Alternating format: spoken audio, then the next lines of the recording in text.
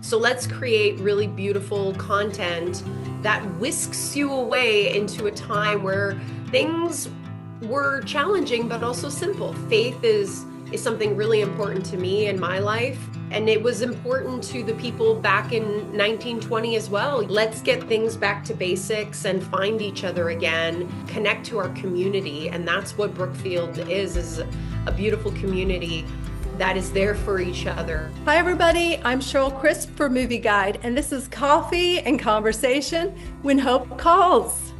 Fans have been waiting. Season 2 premieres on Pureflix and Great American Family in April. You both are two of the new faces. Tell us about your new characters.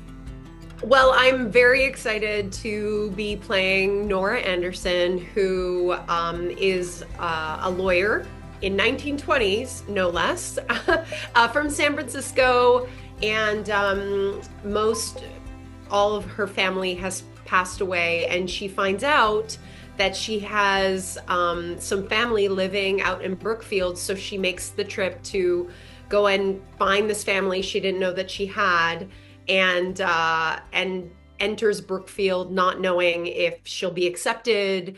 And she finds so much more community, family, and potentially romance, which is very exciting. But yeah, to get to play Nora, who is such a, a strong, smart, really loving character, was so amazing, and especially because of the time period. So I was really excited about that.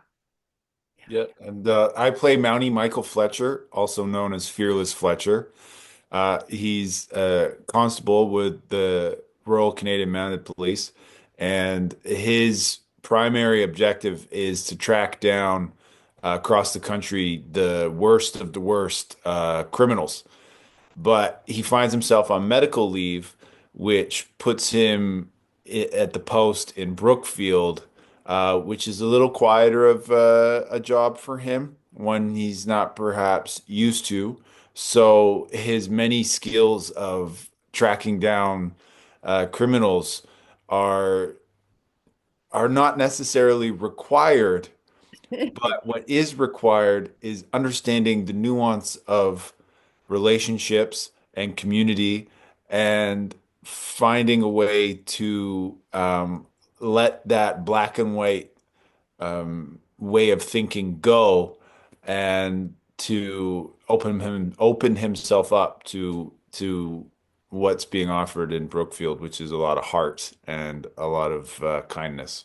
Yeah, I love the show, and I already got a sneak peek for season 2. It's awesome. If anybody's not watched it, they need to. I binge watched 1, and I've already started on 2, so I'm looking forward to that.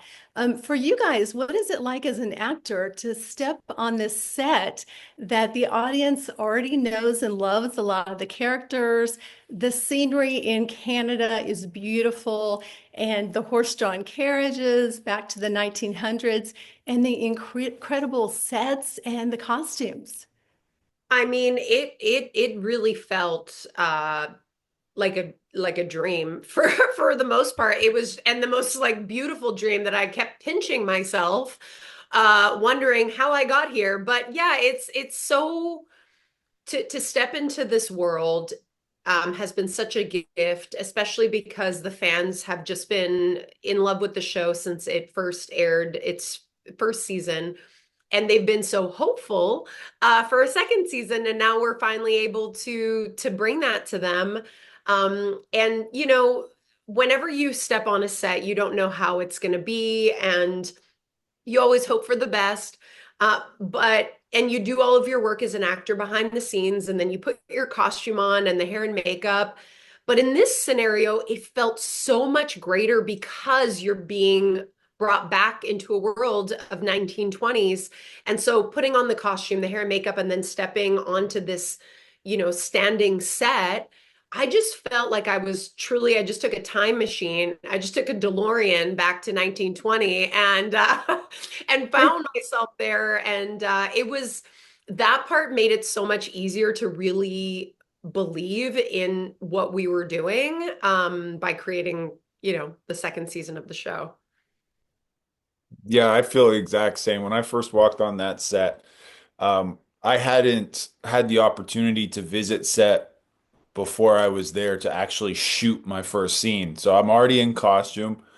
Yeah. I'm already feeling the difference in the way I'm moving because of that costume, and it already starting to physically transport to the 1920s. And then when I got to that set, it was overwhelming in the best way. Like I couldn't believe how much I felt like I was there. Like I'm not on a set. I'm in Brookfield. Here we go.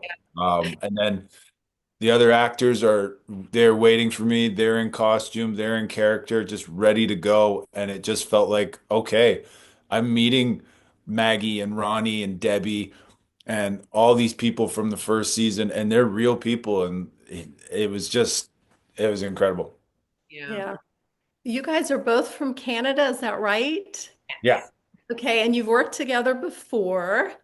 Okay, and the trailer hints at a love interest between your two characters. Can you give us a little hint about that?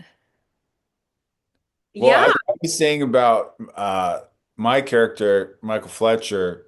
Um, he's a Mountie. Yeah. He sees things very black and white. This is the law. This is the way it is. And when he meets Nora, there's something about her that makes him unsure of himself. He gets a little clumsy, can't necessarily find his words. I think nervous might be a good word to use, which is Yeah. something he never, ever is in anywhere else in his life. So there's something there between them right away. But I think, and I'll let Cindy take it from here, but I think the difference between their two professions and potential worldviews might lead to a little uh, clash of personality.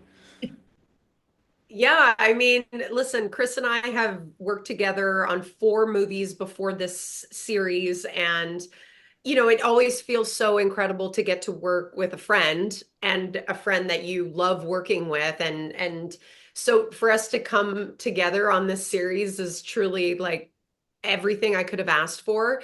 But yeah, Nora and Mountie Michael are like you said, clumsy together, and they keep bumping into each other, and that's a whole thing too because of the time, that idea of like falling it for each other is such a different world than what we live in today. So like getting to discover that together was really great. But yeah, these two characters are kind of opposites and yet two peas in a pod. And although at first they can't help but look at each other and want to be around each other, at some points they also kind of can't stand each other and have this really beautiful like banter back and forth of the because Nora is also a very strong person and woman and lawyer, and she, like what Chris touched on, is Mountie Michael is all about like getting the criminals, and she's about defending whoever deserves to have someone defend them,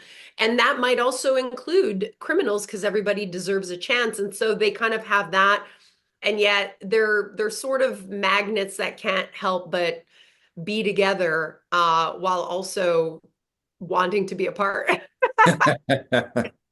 Well, I also love that it made both male and female characters very strong and independent, but interdependent because we're dependent on each other without putting the other one down.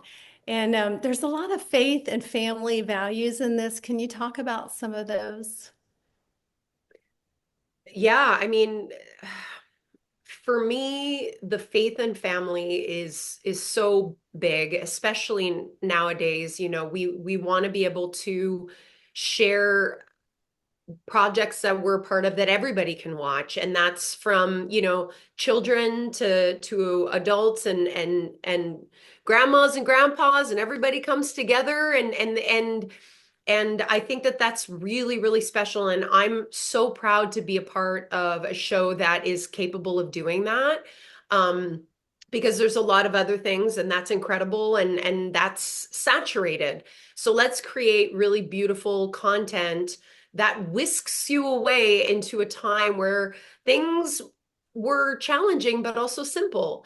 And and faith is something really important to me in my life. To and it was important to the people back in 1920 as well, and it's like, let's get things back to basics and find each other again, and to connect to our community. And that's what Brookfield is a beautiful community that is there for each other, and is showing up and welcoming. And I love that. No matter where someone comes from, they're welcome here. Like, you can sit with us, and I love that. Yeah, we definitely live in a time right now where a lot of people don't even know their neighbors, and they're just very caught up in, we just gotta go to work, I gotta make that money, I gotta climb the ladder. And this show, When Hope Calls, and the town of Brookfield helps remind us that there's more to life than just pursuing one's career. That's an important component, but your community is important, family is important, creating an environment around you where everyone's got each other's backs. The sentiment of love thy neighbor, it's is very much at the forefront of this show, and I think it's really beautifully done and reminds me of the days where you could run out on the street and the parents could be confident that someone else on someone else's porch would be able to keep an eye at some point because everyone looks out for each other, right? And Yeah. that's what this is all about. Yeah. When you're in these faith projects, does it strengthen your faith as it's strengthening others? Wow. Yeah, absolutely. I feel like you can't help but be, for me, I can't help but be touched by the stories that I'm sharing, and I'm learning through the character of Nora. Cindy is learning through Nora and through all of the stories being told through the interpretation of the actors that I get to work with. And through that I get to share the faith stories with an audience. And the greatest thing I want to be able to do is to inspire people and to leave them with hope, and also to kind of ask themselves questions of like, how do they feel about this, and what do they want more of. And ultimately, if you can walk away from our show discussing with yourself or with your family what it is that touched you about that episode, I think that's what's the most important, is creating the dialogue around faith. And yeah, I've learned so much through the show, personally, that I've walked away with, and I'm grateful for that. Yeah, the sentiment it is in the giving that we receive, you know. It's understanding instead of being understood, and that's what the show really, that's the heart of the show, right? The community. What is the community? It's a group of people that are there for each other, so they're giving to each other, they're of service to each other. It's not me, me, me. This is what I'm trying to do, and I'm going to manipulate you, and there's none of that, right? And that's what's so great about this show, and what's so heartwarming about it, and what I think the viewer is going to really get out of that is a sense of belonging. Yeah. I want to ask you some really fun questions real quick. Are you more of a 1900s person or a 2025 person? 1900s. Yeah, me too. Okay. Before the show, had you ever ridden a horse, gone camping, or are you even an outdoorsy kind of person? Wow. I have ridden a horse many times. I was on a show called Heartland, so that involved horses and getting to ride them. I have gone camping. I think maybe a bit more of a glamping kind of gal. However, I have done in a tent sleeping kind of thing. I do love the sitting around the fire part of camping. Right. Um, yeah. And the s'mores. Oh, I mean, all the camping, We're camping all, we're food all tastes about the better. s'mores. Yeah, camping food just tastes better. There's something about making food in the great outdoors on like a charcoal grill that just is the best. I rode a lot recreationally as a kid. I remember there's this place called Wildwood Manor near where I used to live that we would go, and we'd have birthday parties there and stuff like that. But then I kind of stopped when I was around 12 because I had a experience with a horse who got a bit spooked and ran off in the woods with me on it, and I was okay, but I didn't really want to go back and do that anymore. So it wasn't until I was in my acting career and I had to do it for a job that I started riding again. But I've done quite a few projects where I had to ride extensively. So yes, I've been on a horse, is the short form answer. Yeah, so Sydney and I are known for our nature movies. We did 3 movies that are all about the outdoors.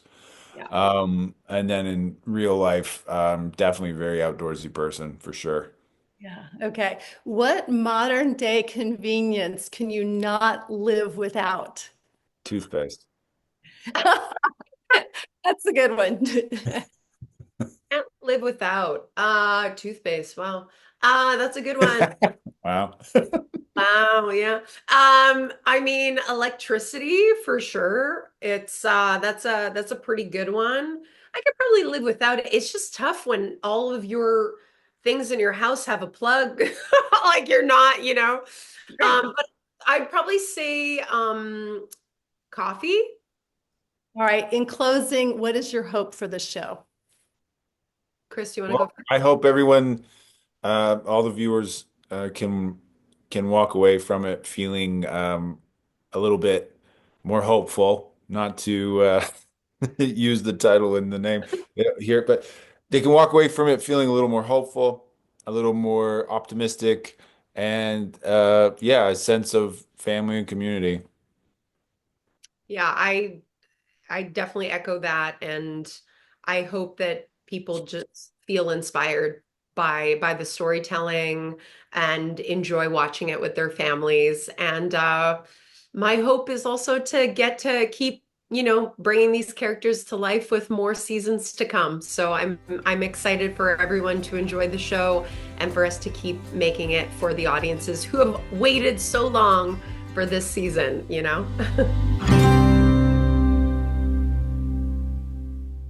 If you enjoy videos that follow your values like ours and you want to help us continue, go to movieguide.org/donate because we're actually a nonprofit. You may not know that, but we're working in Hollywood every day to help families have more choices that follows their values. And also subscribe right now.